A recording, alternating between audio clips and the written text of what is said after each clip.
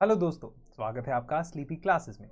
आज के few minute series में हम डिस्कस करते हैं इस कैश फॉर क्वेरी केस के बारे में, जिसके बाद एथिक्स कमेटी खबर में आई है और पार्लियामेंट के अंदर क्या क्वेश्चन पूछने के लिए कैश या ब्राइब किया जा सकता है, और अगर ऐसा होता है तो उसके लिए क्या प्रोविजन पार्लियामेंट्री पनिशमेंट के लिए हो सकते हैं।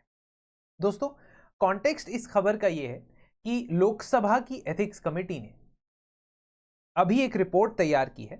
जब तक आप ये न्यूज़ देखेंगे तब तक उन्होंने वो रिपोर्ट स्पीकर को सबमिट कर दी होगी, और उस रिपोर्ट के अंदर ऐसा माना जा रहा है कि जो टीएमसी यानी कि तृणमूल कांग्रेस की एमपी हैं महुआ मोइत्रा जी, उनको एक्सपेल करने का रिकमेंडेशन दिया गया है। So we need to understand first of all कि ये केस क्या है। तो कॉन्टेक्स्ट आपको पता चलेगा कि कैश फॉर क्वेरी का ये जो केस है ये क्यों सामने आया है। दूसरा, एथिक्स कमेटी क्या होती है और उसके क्या फंक्शंस होते हैं। और तीसरा, क्या वो एक्सपल्शन ऑफ एमपीज रिकमेंड कर सकती है। तो we'll just have a look कि ये केस, ये सिनेरियो किस चीज़ के बारे में बात करता है। कैश फॉर क्वेरी केस के अंदर रिसेंट टाइम्स में ऐसा देखा गया कि हीरानंदानी ग्रुप के एक जो है बहुत इंपॉर्टेंट पोजीशन पे बिजनेसमैन दर्शन हीरानंदानी जी, उन्होंने लोकसभा की एथिक्स कमेटी के अंदर एक एफिडेविट पेश किया है। ये एफिडेविट आया आफ्टर बीजेपी लोकसभा के एमपी यानी member of parliament Nishikant Dubey ने टीएमसी यानी कि तृणमूल कांग्रेस की एमपी महुआ मोइत्रा जी पे इल्जाम लगाया कि उन्होंने दर्शन हीरानंदानी जो एक बिजनेसमैन है उनसे ब्राइब्स ली, और ब्राइब्स के बदले में उन्होंने क्वेश्चंस पूछे पार्लियामेंट में that were contesting or that were questioning the rivals of the Hiranandani group, that is Adani। और इसके बेसिस पे एक कंप्लेंट उन्होंने कर दी हाउस की एथिक्स कमेटी को। साथ ही साथ उनका यह भी कहना था कि दर्शन हीरानंदानी जी ने, जिन्होंने अभी एफिडेविट भी फाइल किया उसके बाद एथिक्स कमेटी में, उन्होंने महुआ मोइत्रा जी को अपना क्लोज फ्रेंड बताया, और यह भी बताया कि उन्होंने अपने एमपी के जो लॉगिन क्रेडेंशियल्स हैं यानी लोकसभा की जो लॉगिन क्रेडेंशियल्स हैं हर एक एमपी को दिए जाते हैं आईडी पासवर्ड, वो भी उनके साथ शेयर किया था। और उनका कहना है कि उन्होंने ये पासवर्ड आईडी इसलिए शेयर किया था so that she could post questions, जो क्वेश्चन आर के लिए सबमिट करने होते हैं वो क्वेश्चंस वो वहां पे पोस्ट कर सके। इसके साथ साथ ये भी आरोप लगाया गया कि महुआ जी ने expensive luxury items, support on renovation of official allotted bungalow, travel expenses जो है वो हीरानंदानी साहब से लिए। तो एक तरीके से ऐसा दिखाया जा रहा है कि यहाँ पे क्विड प्रो क्वो हो रहा है। क्विड प्रो क्वो का मतलब है कि बेनिफिट्स और मॉनेटरी बेनिफिट्स और गिफ्ट्स के बदले में उनको वापस एक्सेस मिल रहा है इस पर्टिकुलर अकाउंट का, जिसके थ्रू वो लॉबिंग करना चाहते हैं। देखिए, भारत के अंदर, इंडिया के पार्लियामेंट्री सिस्टम के अंदर लॉबिंग अलाउड नहीं है। लॉबिंग का मतलब है कि आप किसी पर्टिकुलर प्राइवेट इंटरेस्ट से, बिजनेस से पैसा लेते हो, फंडिंग लेते हो, और उस बिजनेस इंटरेस्ट को पार्लियामेंट में रिप्रेजेंट करते हो। Now this is seen upon as a very bad thing. Is it illegal? Is it corruption? This is all questionable, है ना। करप्शन तो कंसिडर इसे किया जा सकता है अगर हम लोकपाल के सेंस में देखें, लोकपाल की नजरों में देखें। But coming back, because it is for an MP, क्योंकि सबसे पहले एमपी या मेंबर ऑफ पार्लियामेंट के ऊपर आरोप लगा है, और पार्लियामेंट में किए गए किसी प्रोसीडिंग्स के दौरान यह आरोप लगा है, या प्रोसीडिंग्स के ऊपर ऐसा आरोप लगा है, इसलिए हमारा कॉन्स्टिट्यूशन ये कहता है कि पार्लियामेंट के कुछ पार्लियामेंट्री प्रिविलेजेस होते हैं, जो अगर पार्लियामेंट में कही गई बात या दिया गया कोई वोट या पूछा गया कोई सवाल, अगर इसके ऊपर क्वेश्चनिंग होती है, अगर इसको चैलेंज करना होता है, तो आप किसी कोर्ट में ये नहीं कर सकते हो। It is clearly mentioned in our constitution. तो इसका मतलब सबसे पहले तो लोकसभा की एथिक्स कमेटी के पास ये मैटर गया, और अब इस मैटर के अंदर हियरिंग चली। उसके बाद बात क्या हुई, लोकसभा एथिक्स कमेटी के अंदर जो चेयरमैन है उन्होंने किस तरीके के सवाल पूछे और वो मीटिंग छोड़ के बाहर आ गई, ये सारी चीजें इररिलेवेंट है एग्जामिनेशन पॉइंट ऑफ व्यू से। रेलेवेंट क्या है? रेलेवेंट है एथिक्स कमेटी। अब एथिक्स कमेटी जो है ये आज़ादी के बाद से या पोस्ट इंडिपेंडेंस इंडिया से हमारे पार्लियामेंट के दोनों हाउसेस में नहीं है। एथिक्स कमेटी बनाने का आइडिया सबसे पहली बार 1996 के अक्टूबर में हुई प्रिसाइडिंग ऑफिसर्स कॉन्फ्रेंस में दिया गया, और वहां पे रेजोल्यूशन पास किया गया कि एक एथिक्स कमेटी बनानी चाहिए हर दोनों हाउसेस को। इसको परस्यू करते हुए basically what they wanted was that first of all there should be a separate committee which makes a code of ethics for the MPs and then ensures that that is followed by the particular MPs. Also, it listens to the complaints that are coming. So, in case where any kind of ethical misconduct is being done by the member of parliament. दोनों houses में से राज्यसभा पहला house था जिसने ethics committee बनाई। तो मार्च 1997 में राज्यसभा के अंदर एथिक्स कमेटी बनाई गई और यह कहा गया कि जो प्रिविलेजेस कमेटी पहले से फंक्शन कर रही है, committee of privileges is also there, वो कमेटी के रूल्स, सेम रूल्स अप्लाई होंगे एथिक्स कमेटी के ऊपर।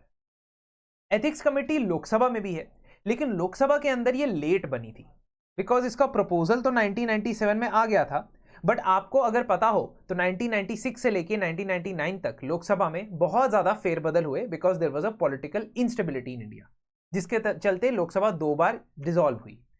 तो ultimately in the year 2000 Lok Sabha started its own ethics committee.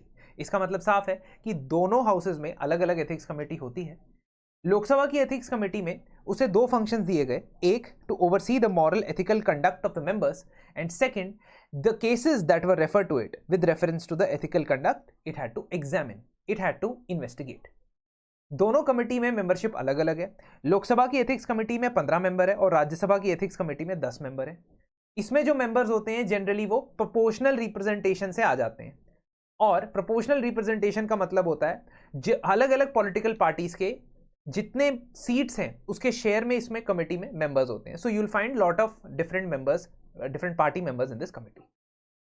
Lok Sabha की जो एथिक्स कमेटी है उसके मेंबर्स 1 साल के टाइम पीरियड के लिए अपॉइंट किए जाते हैं स्पीकर के द्वारा और फिर उनको बार बार रोटेट किया जाता है।